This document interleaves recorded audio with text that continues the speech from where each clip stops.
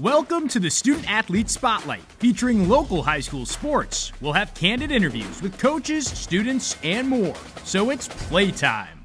Not about telling them what to think. It's about getting them to think, right? Well, your high school experience is just that. It's about the experiences, right? And so when we talk about what we want to provide for the kids and what we want to pour into the kids, a part of that is I don't know if I coined a term or not, but I call it the experiential development, right? I love it. This episode is sponsored by Jerry's Seafood, located in Bowie, Maryland.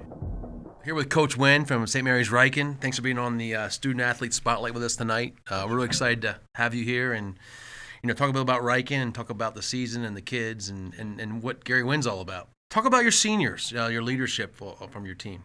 Well, the senior group is kind of special. Like I said, this is my first year as a head coach. I've been there this is my 8th year, but this is like my first group of seniors that are mine.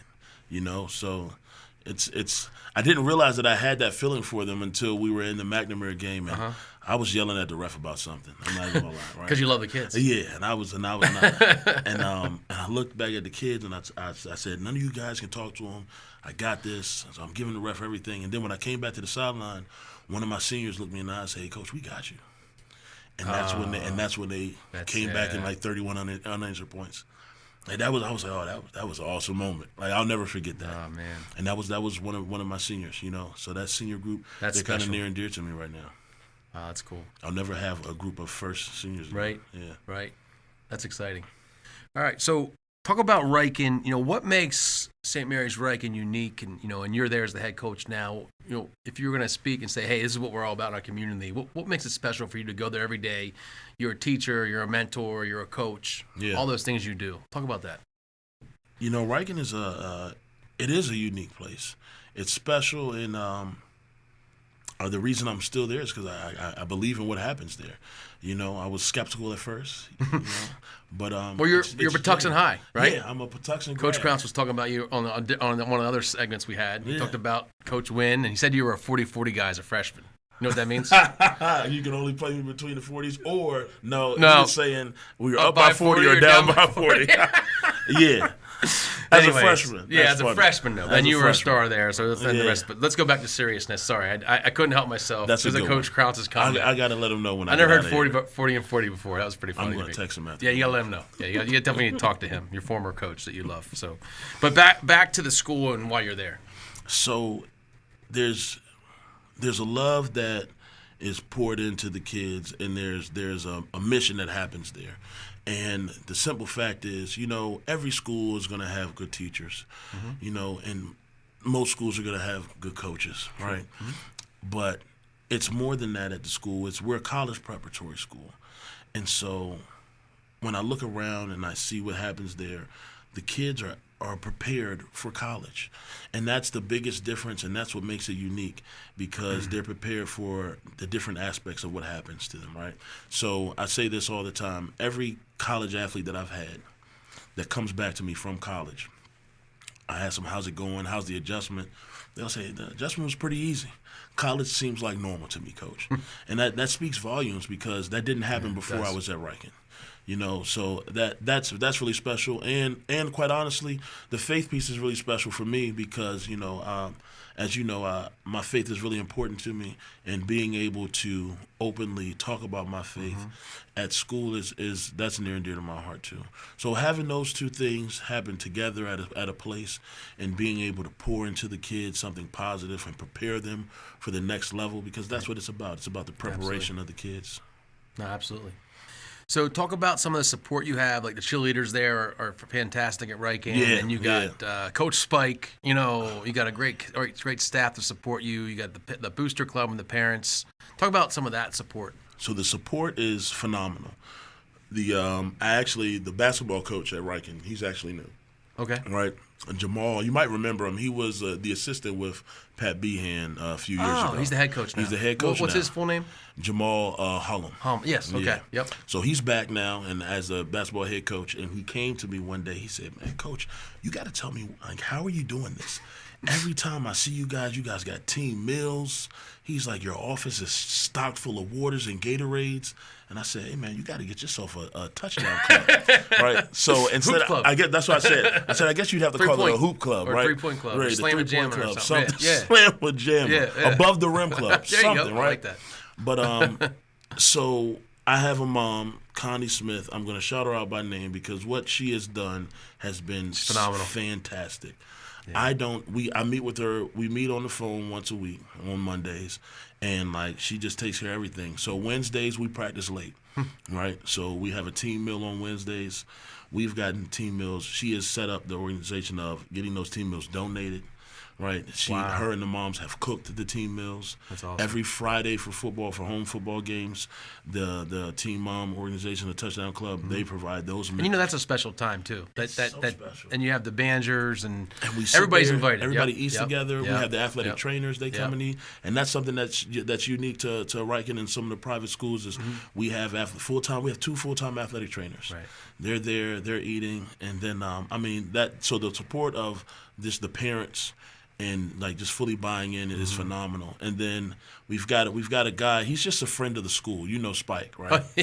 So Spike, he is the best. He does all the little things that nobody would even see, right? And he's the smartest guy I know. He's so humble. He's so humble. He just sees it, right? So Spike is the guy who's going to spend 3 hours making sure that I have film for Friday and making sure that the film is perfect for Friday.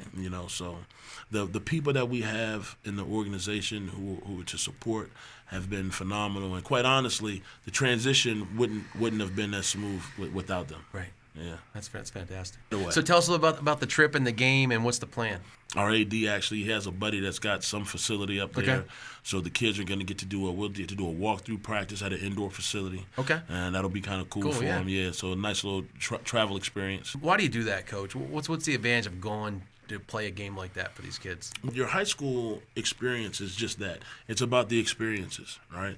And so when we talk about what we want to provide for the kids and what we want to pour into the kids, a part of that is I don't know if I coined the term or not, but I call it the experiential development, right? I love it. So we want to develop their experiences. Yeah. And so road games, trip games, those games where you get to get away from the school, you're forced to room with somebody. I didn't let them pick their roommates. I picked their roommates for them. Smart. And it's usually an upperclassman and a lowerclassman, as much as I could. I put them with somebody. I tried to match them up with somebody who's kind of opposite. You just want to force conversation. We also did something that was really cool. We'd have a overnight during training camp. Oh, okay. Yeah. Yeah, and that's all. You started that, right? So we kept that going. That's great. And we did the overnight, and we did the stations. And the coolest thing about the overnight is when you set up the stations. Talk about that. I don't know what the stations are. So tell them what are these stations? Station, it's just a different activity. So but you're in groups, right? And you're in groups. Team so building. We break them up into groups. It's all about the team building of it, and it's all about the experience again, right? So one of the stations, and the kids, they always start off thinking it's corny. At the beginning of the stations, they're like, "Oh, why do we have to do this, Coach?" And then by the time you get to that third rotation, you see they're super into it. So one of my favorite stations was they made chicken noodle soup from scratch. With Coach Spike, of That's course. pretty cool. Yeah.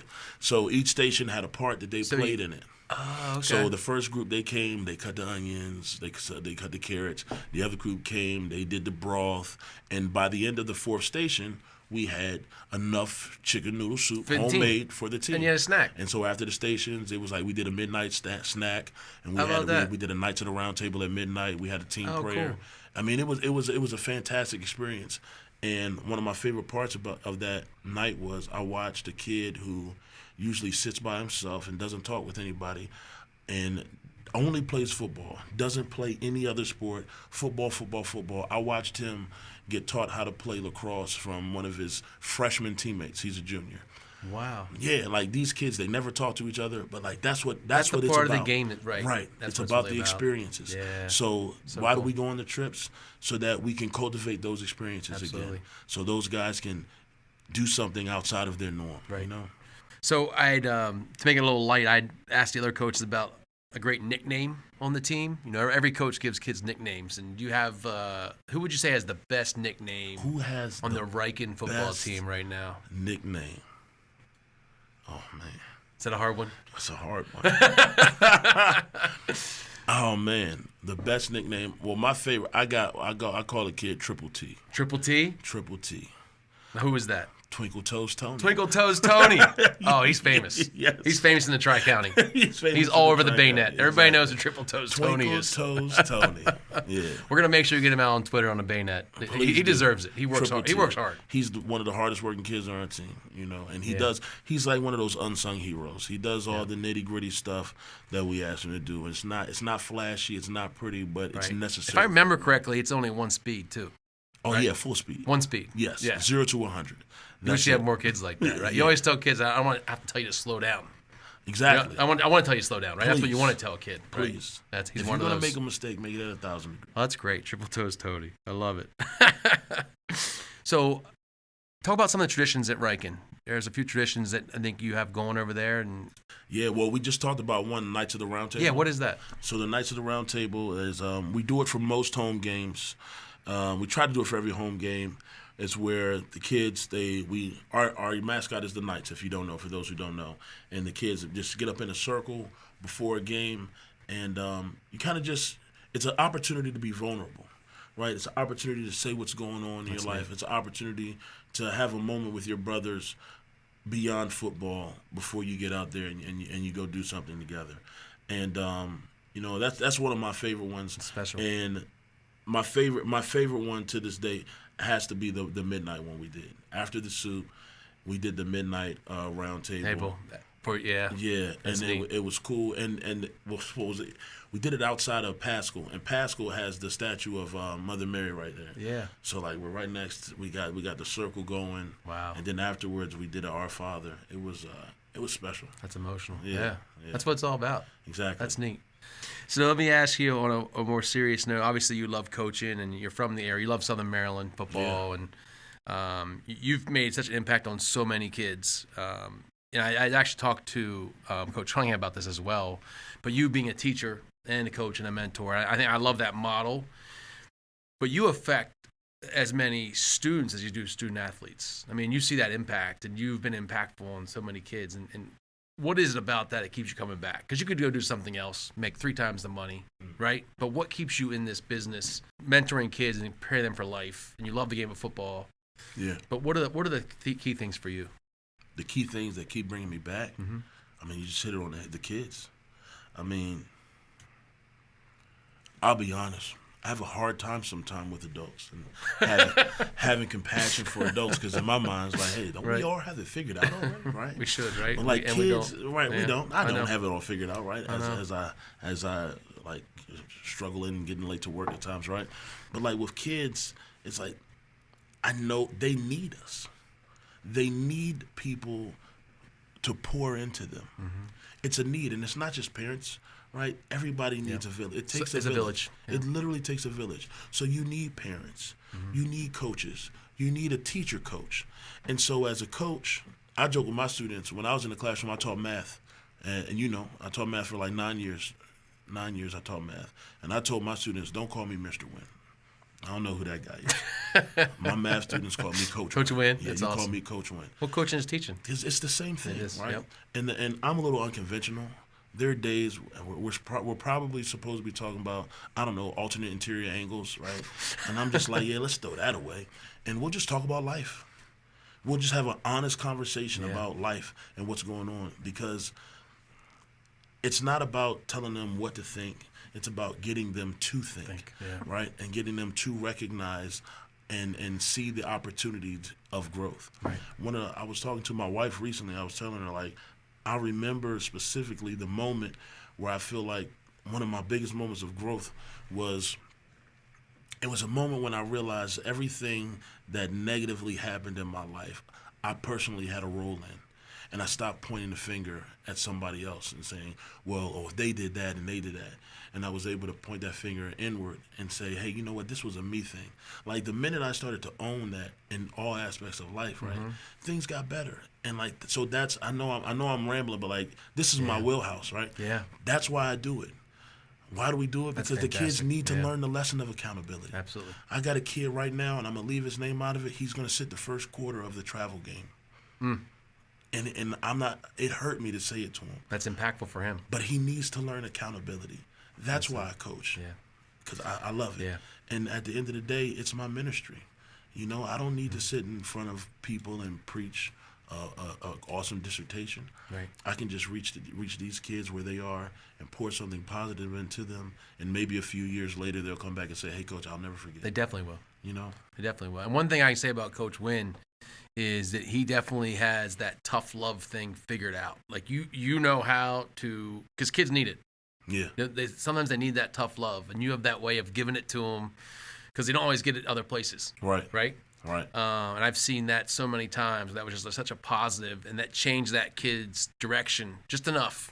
Just right? enough. And then they come back and see you, and that's really the beauty of coaching is the kids coming back and how much they miss. How excited when you see alumni come back. Oh, man. They're so excited to see you. Yeah. You know, like, where's Coach Wynn? What, you know, like, and it's funny how they always come back and kind of see certain people. Right. You know. Right. That's kind of neat. If I could share one quick story. Yeah, go ahead. And it's this year, and like again, I try to leave the kids' names and stuff out of it in positions. Mm-hmm. But just there was a kid, we're butting heads hard, you know, and I'm going back and forth of, you know, how do I reach the kid? Because at the end of the day, it's not about, you know, making them do whatever I need them to do. It's about reaching them, right? And so we have a moment one day where, contrary to everything I wanted to do, I just apologized to him. I said, you know what? That's awesome. I'm sorry that you don't feel that I believe in you, right? And so it's like you talk about that tough love. So in that moment, it was all love, right? It's not what I wanted to do. Right. It was all love. But the point of the story is, like, that one conversation broke the shell, right? And since then, now I've been able to be a little bit tougher, Right. you know, and say, hey, you can't do that. Hey, you're gonna have to sit out for this series. Hey, you're gonna have to do this. But he's been responsive to it. So to that tough love piece, we have to recognize when the love is needed, right, and Absolutely. when the toughness is needed. Yeah. So, That's a great story. I get excited talking about and you this should. stuff. I think the community doesn't realize how lucky they are to have Coach Wynn and other coaches that care so much about the kids. Because they don't know really. Right. Most people don't realize the amount of time and effort. And, you know, Tina, your wife's at home, you know, she's a saint. You know what I mean? Like, taking care of my 6 kids. Yeah, 6 kids. You know, like, kids. yeah, Oh, God bless her. You know, Yeah. That's the part that we don't see sometimes. We want to see like our kid and what's going on, or you don't realize the amount of time that we put into it and what it takes. And, man, great to have you on the show tonight, Student Athlete Spotlight. We want to get some more St. Mary's Ryken coaches and athletes on here in the future, so spread the word for us. Well, Coach Wynn, thanks a lot again for coming on the show, and good luck the rest of the season. Thank you much. All right, thank you. Yes, sir.